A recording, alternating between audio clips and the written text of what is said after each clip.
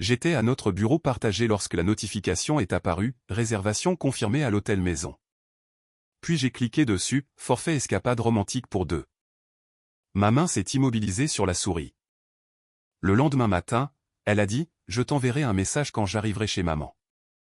J'ai hoché la tête et les regardé partir, puis j'ai appelé sa mère.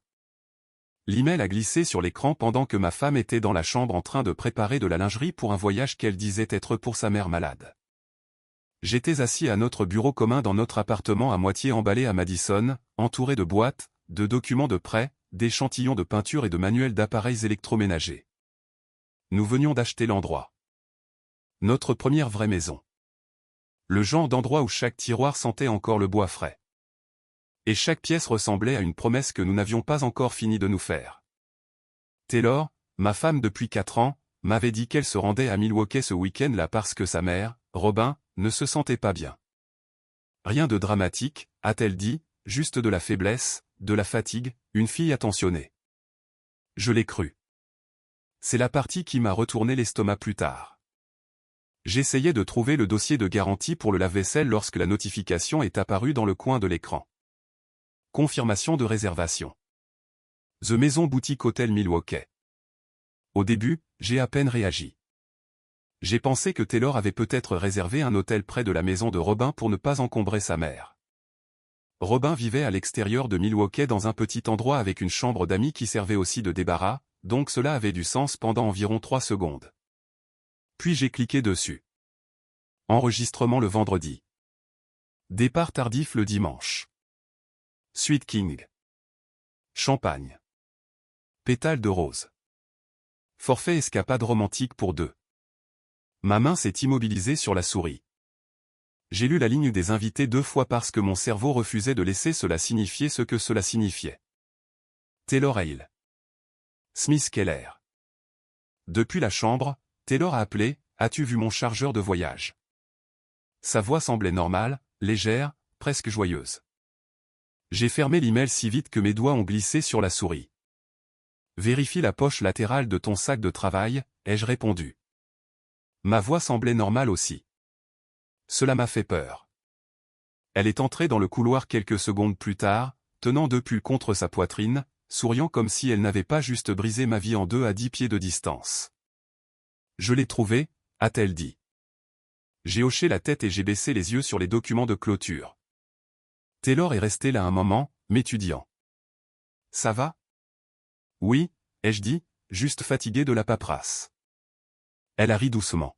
« Cet appartement va te tuer avant même qu'on emménage. » J'ai failli dire, non, je pense que tu l'as devancé.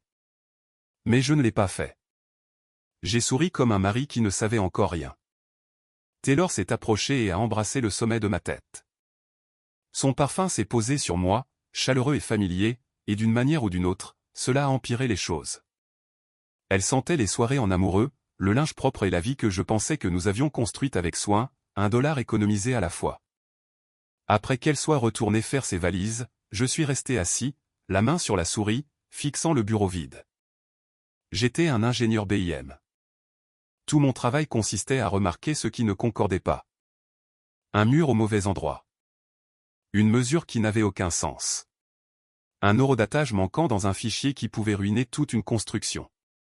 Alors, quand j'ai vu cette réservation, mon esprit n'a pas explosé. Il a commencé à mesurer. 4 ans de mariage. Un week-end. Une mère malade. Une suite d'hôtels pour 2. Un nom que je ne connaissais pas. Smith Keller. C'est à ce moment-là que j'ai pensé avoir trouvé la trahison. Je n'avais aucune idée que le mode de paiement allait empirer les choses. Taylor et moi n'étions pas riches. Nous étions prudents, parfois douloureusement prudents. Nous sautions les vacances. Nous achetions des meubles d'occasion. Nous gardions les mêmes téléphones plus longtemps que nous le voulions.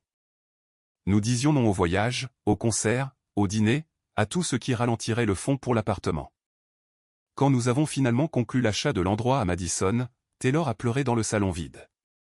Elle a pressé ses 2 mains sur sa bouche et a dit, « On a enfin l'impression d'être des adultes. » Je l'ai serrée dans mes bras par derrière et j'ai cru chaque mot.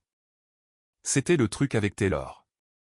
En public, elle était chaleureuse, attentionnée.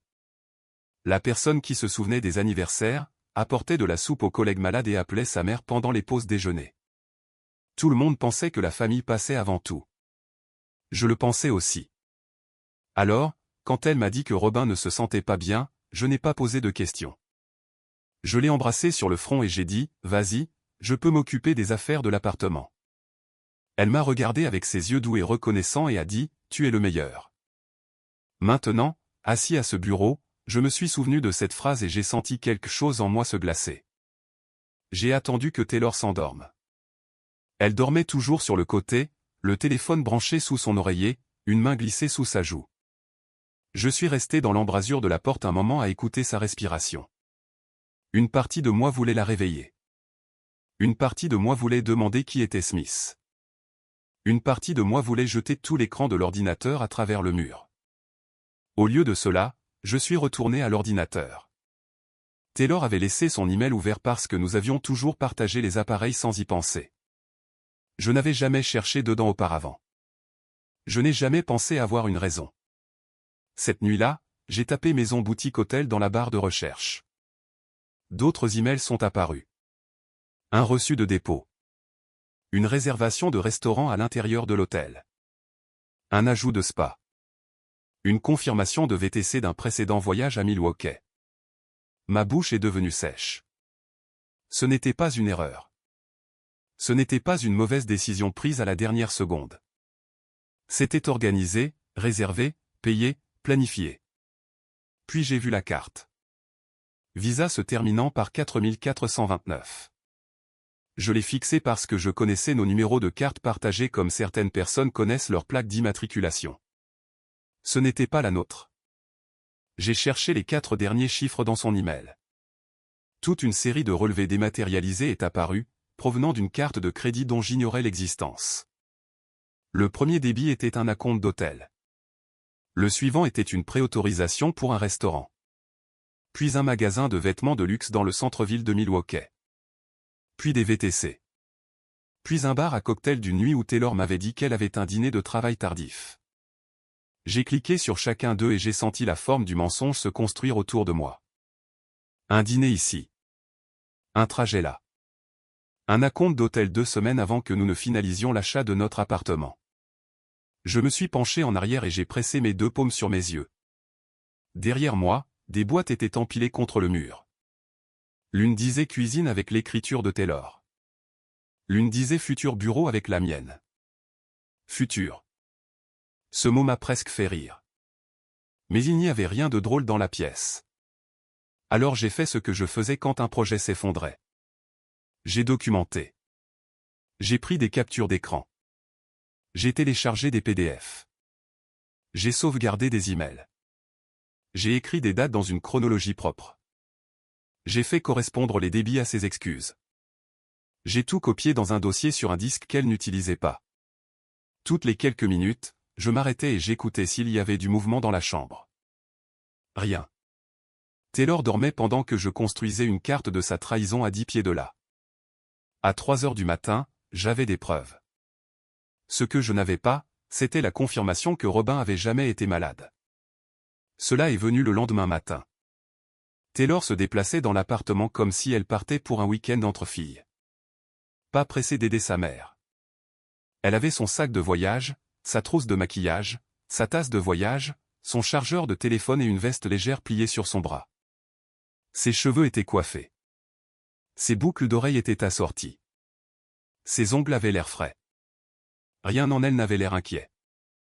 Elle avait l'air excitée. Cela a fait plus mal que je ne l'avais prévu. À la porte, elle s'est retournée et m'a fait ce petit sourire étudié. Je t'enverrai un message quand j'arriverai chez maman. J'ai hoché la tête. Fais mes amitiés à Robin. Taylor s'est penché et m'a embrassé sur la joue. Je le ferai. C'est à ce moment-là que le mensonge a cessé d'être caché. Parce qu'elle aurait pu changer de direction. Elle aurait pu dire qu'elle restait à l'hôtel. Elle aurait pu dire qu'elle avait besoin d'espace. Elle aurait pu dire presque n'importe quoi sauf ce qu'elle a dit. Mais elle a de nouveau choisi sa mère. Elle se tenait dans notre appartement inachevé, entourée de la vie que nous venions d'acheter ensemble, et a utilisé la santé de Robin comme clé pour sortir. J'ai regardé par la fenêtre alors qu'elle s'éloignait du trottoir. Pendant 30 minutes, je n'ai rien fait. Je l'ai laissé prendre la route. J'ai laissé ma colère se transformer en quelque chose de plus propre. Puis j'ai appelé Robin. Elle a répondu à la 4e sonnerie. « Édouard, tout va bien ?» Sa voix était vive, un peu essoufflée. « Salut, Robin » ai-je dit. « Oui, je voulais juste prendre de tes nouvelles. » Il y a eu une pause. « Prendre de mes nouvelles ?» Taylor a dit que tu n'allais pas bien. Une autre pause. Plus longue cette fois. « Oh, eh bien, je vais bien. J'étais fatigué hier parce que j'en ai trop fait dans le jardin, mais rien de grave. » J'ai fermé les yeux. « Est-ce que Taylor vient passer le week-end avec toi ?» Non, a dit Robin lentement. Elle n'a rien dit à ce sujet. Ma main s'est crispée sur le téléphone.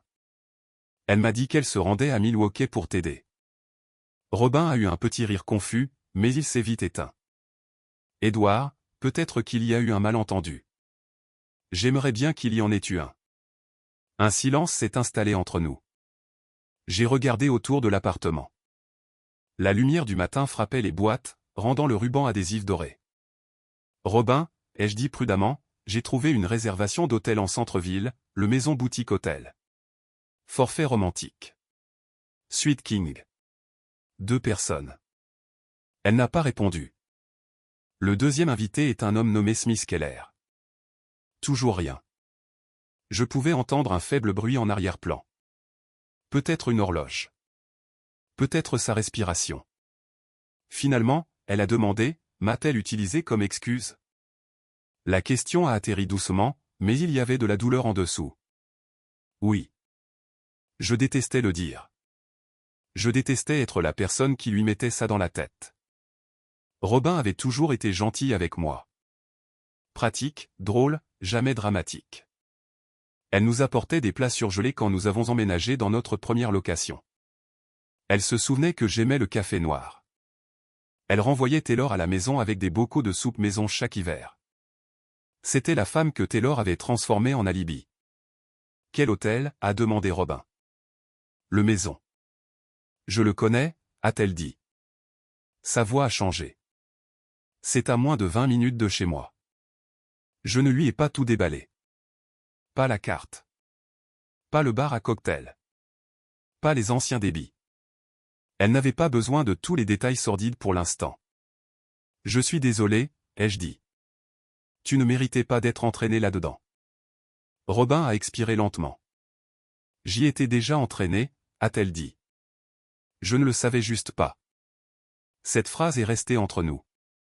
J'ai regardé le dossier sur le bureau. Elle s'enregistre cet après-midi. J'ai dit, je serai là. Robin est redevenue silencieuse. Je ne vais pas crier, ai-je ajouté. Je ne vais menacer personne. Je ne veux juste pas qu'elle continue à t'utiliser comme excuse invisible. La réponse de Robin est venue après un long moment. À quelle heure? Avant de me rendre à Milwaukee, j'ai fait un arrêt. Pas pour obtenir des papiers de divorce dans une scène de film où tout est résolu avant midi. La vraie vie n'était pas si simple. Je connaissais assez la paperasse pour savoir la différence entre une première étape et un processus terminé. Je me suis assis dans ma voiture devant un magasin de photocopies et j'ai appelé une avocate spécialisée en divorce à Madison. Son assistante a failli me dire qu'il n'y avait pas de créneau, mais j'ai dit les mots au nouvel appartement, carte de crédit cachée et réservation d'hôtel, et d'une manière ou d'une autre, j'ai obtenu une courte consultation d'urgence par téléphone. L'avocate était calme d'une manière dont j'avais besoin. Elle ne m'a pas promis de miracle. Elle m'a dit que l'appartement compliquerait tout parce que nos 2 noms y figuraient. Elle m'a dit de ne pas vider les comptes.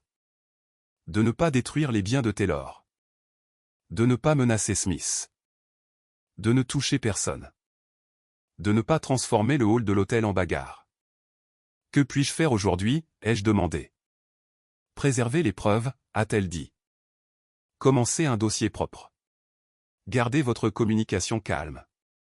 À partir de maintenant, supposez que tout ce que vous écrivez peut être lu plus tard. J'ai noté cela sur un reçu du porte-gobelet. Puis je suis entré dans le magasin de photocopies et j'ai imprimé 4 choses. La confirmation de réservation de l'hôtel. Le relevé de la carte de crédit cachée. La chronologie que j'avais établie pendant la nuit. Un dossier de demande de divorce vierge du Wisconsin avec mes notes manuscrites agrafées sur le devant. Il n'était pas déposé.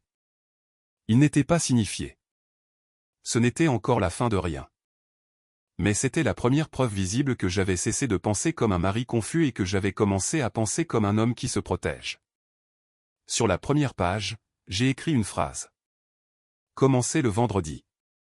Après la confirmation du maison. Puis j'ai tout mis dans un dossier et je suis parti pour Milwaukee. Le maison boutique hôtel ressemblait exactement au genre d'endroit que Taylor choisirait si elle voulait se sentir comme si personne de notre vraie vie ne pouvait la trouver là. Façade en pierre crème. Poignée en laiton. Lumière douce dans le hall. Un petit coin salon avec des fauteuils en velours et des plantes d'aspect coûteux que personne n'était censé toucher.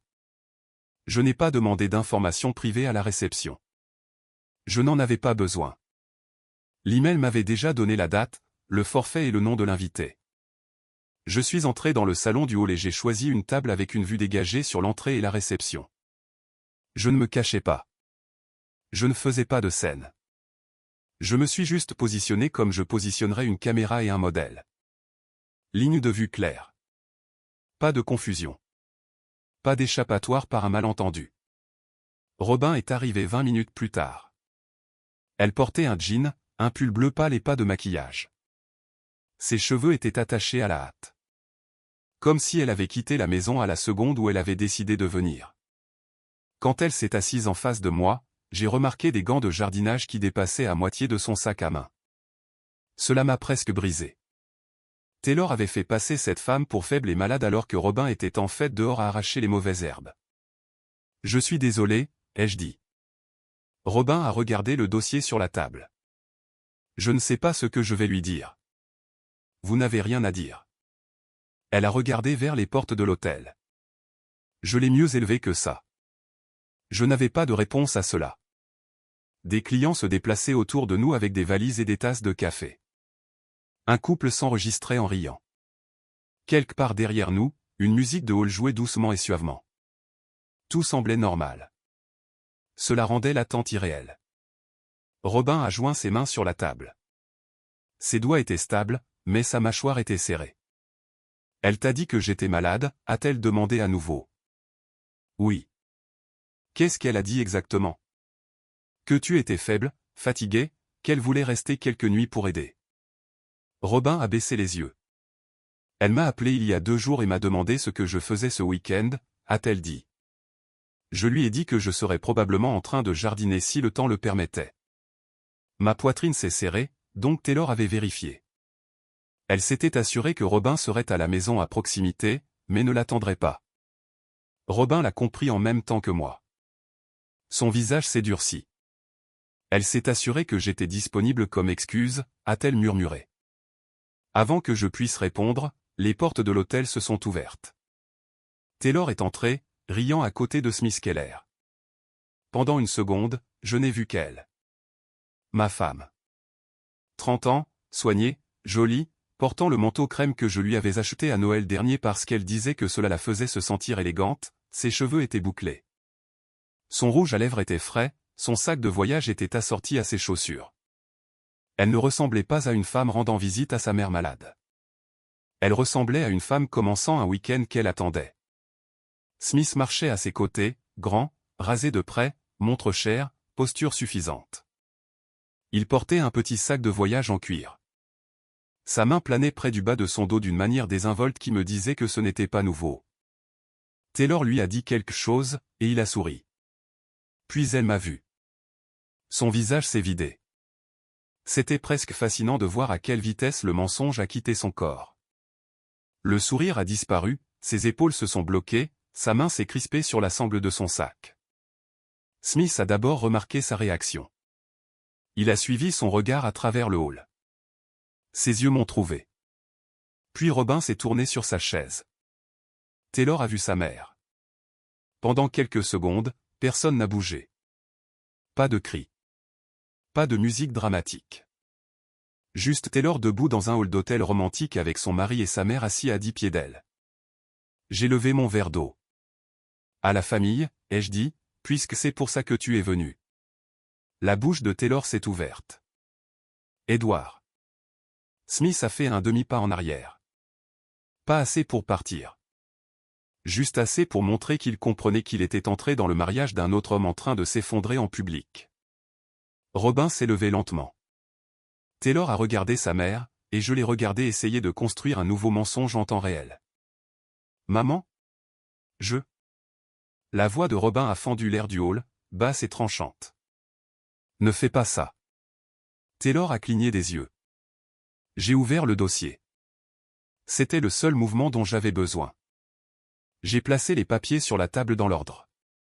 D'abord, la confirmation de l'hôtel. Les mots étaient clairs et cruels parce que les mots clairs le sont toujours. Forfait escapade romantique pour 2. Deuxièmement, le relevé de la carte de crédit cachée. Acompte d'hôtel. Préautorisation de restaurant. VTC. Achat en boutique. Troisièmement, le dossier de demande de divorce vierge avec mes notes manuscrites agrafées sur le devant. Taylor a vu le titre. Tout son visage a changé. Edward. Ne fais pas ça. Je l'ai regardé. Ce n'est pas encore déposé, ai-je dit. Mais c'est commencé. Cela a frappé plus fort que des cris ne l'auraient fait. Parce que c'était calme. Parce que c'était vrai. Parce qu'elle pouvait voir que je n'étais pas venu là pour la supplier.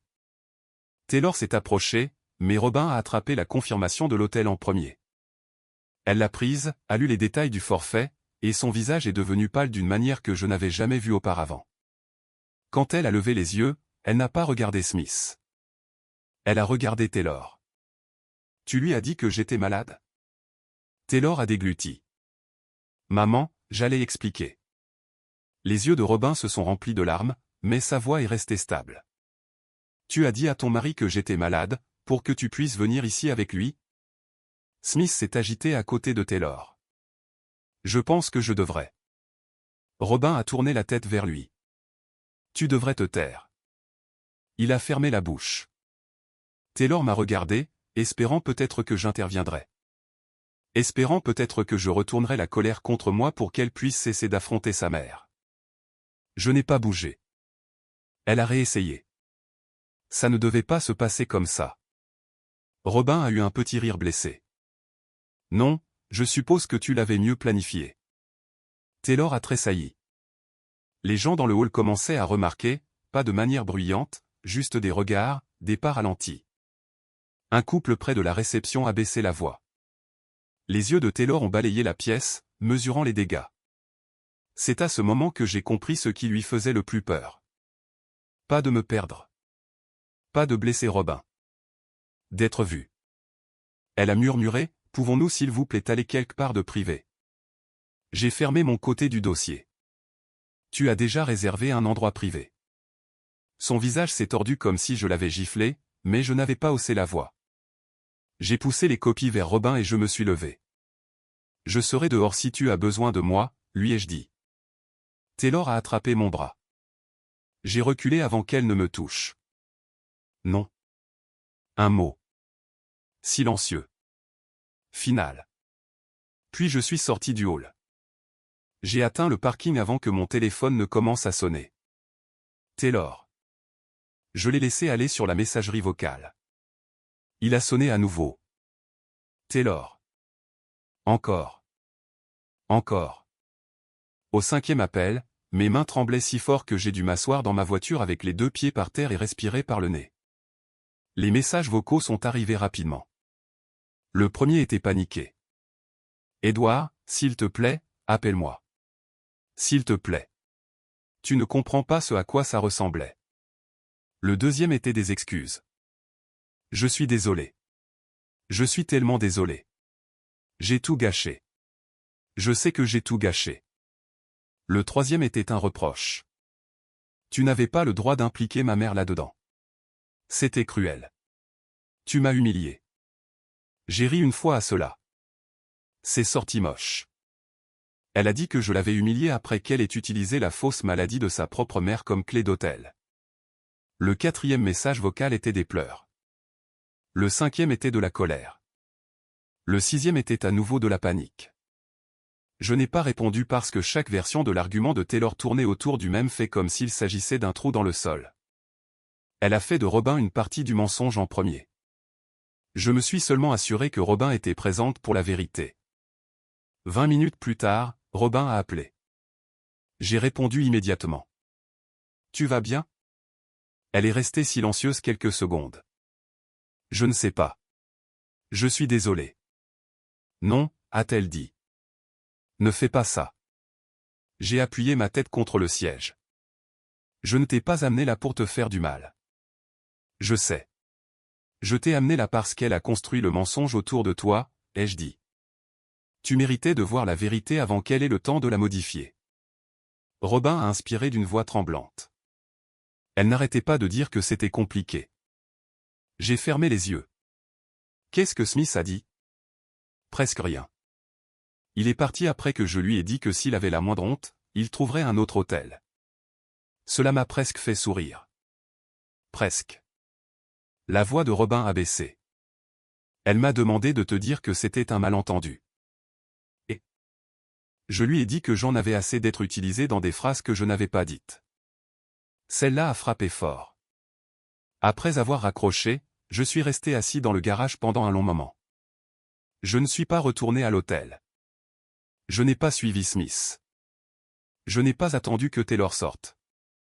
La fin propre était plus difficile que la fin dramatique. C'est ce dont l'avocate m'avait prévenu sans le dire de cette façon. Alors je suis retourné à Madison. Mais je ne suis pas rentré chez moi. Cet appartement ressemblait déjà à une autre pièce du mensonge de Taylor. Je suis allé chez ma sœur Audrey avec un sac de voyage, le dossier original et un mal de tête qui pesait derrière mes yeux comme une pression.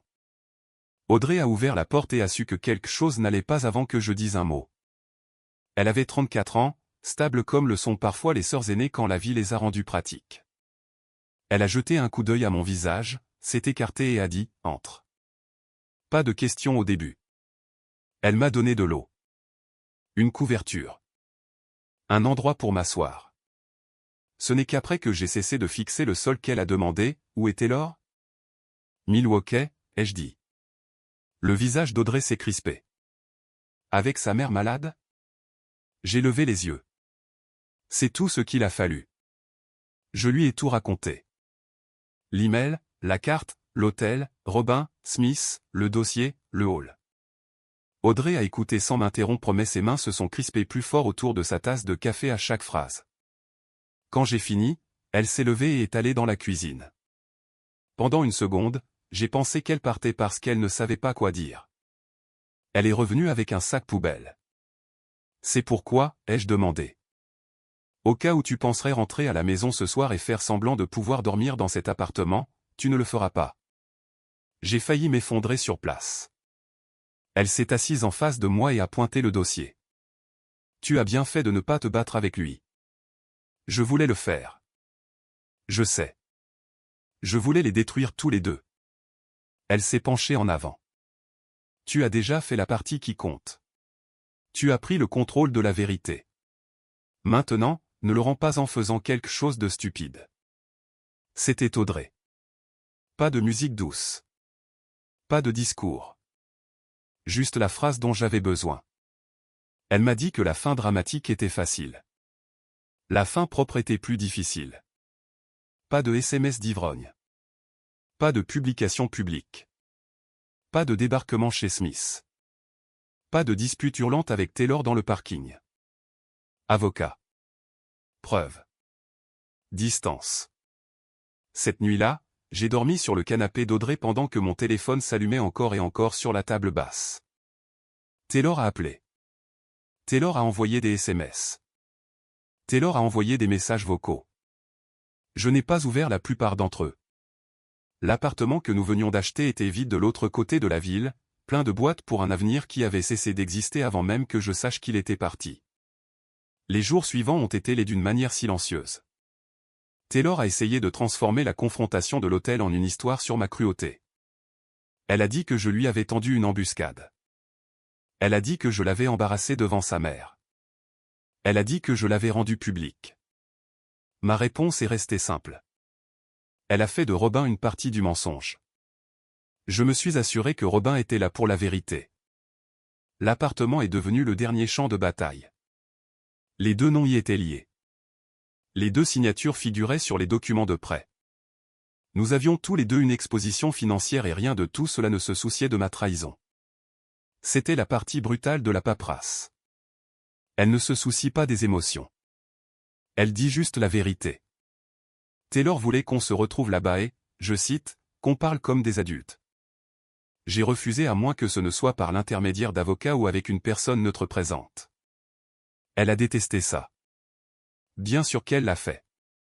Taylor avait compté sur le fait de pouvoir utiliser mon amour contre moi.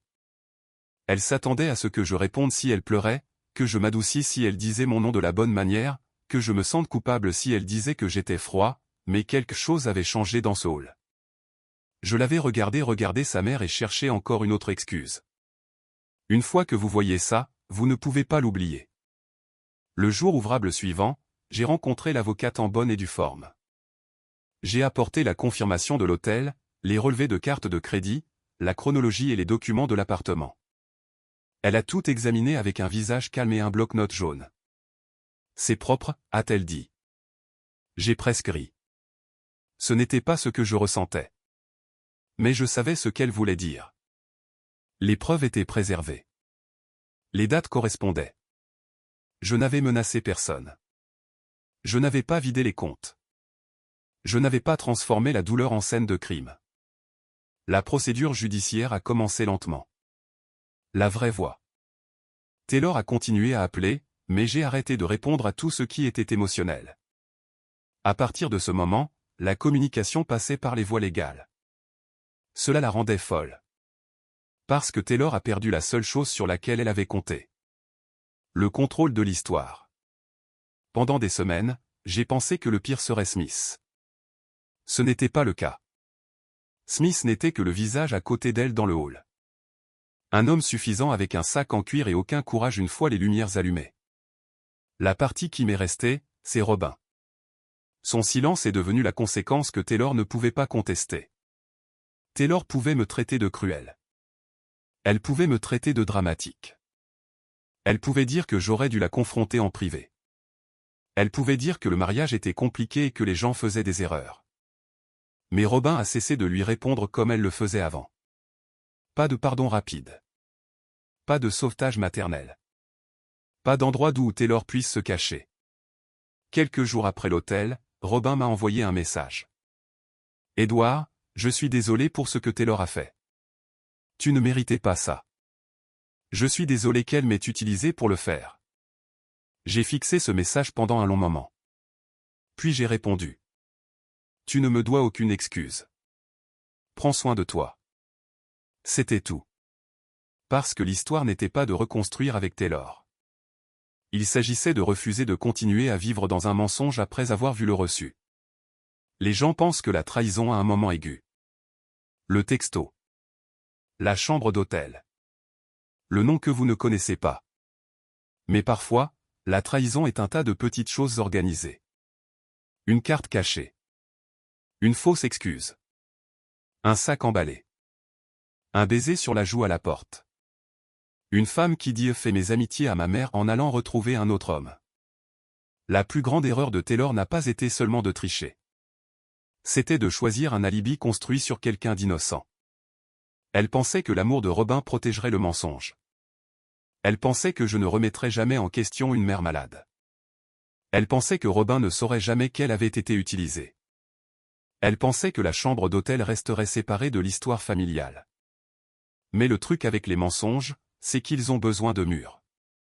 Ce hall n'en avait aucun.